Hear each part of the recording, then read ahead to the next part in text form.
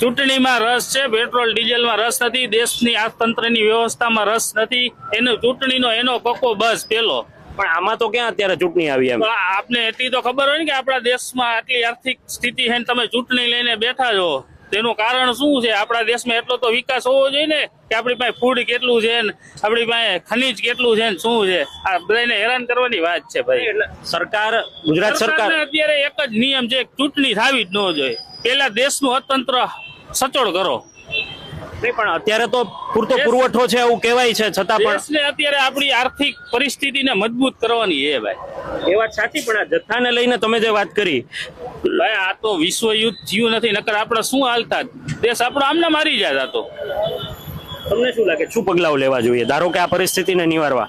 અત્યારે સરકારને શાંતિથી દેશને મજબૂત બનાવો, બીજું કાંઈ ન થાય. ચૂંટણી લ્યો ઘરે એને કે 5 વર્ષ પછી કરજો, પણ અત્યારે શાંતિથી આર્થિક દેશને મજબૂત કરો. તમારી અપેક્ષાઓ શું છે સરકાર પાસે? ચૂંટણી થવી જ ન જોઈએ, વ્યવસ્થિત હાલવું જોઈએ, શાંતિથી રાષ્ટ્રીય શાસન જ હોવું જોઈએ. રાષ્ટ્રીય શાસન હોવું જોઈએ. આ આઈપીએસ જ ફૂટલા છે, બીજું શું થવાનું દેશમાં? તમને કેમ એવું લાગે છે?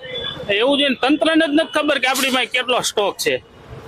નહીં, એ તો પુરવઠા વિભાગ એવું કે છે પૂરતા પ્રમાણમાં જથ્થો છે. હિસાબ તો હોવો જોઈએ ને કે આપણા દેશમાં શું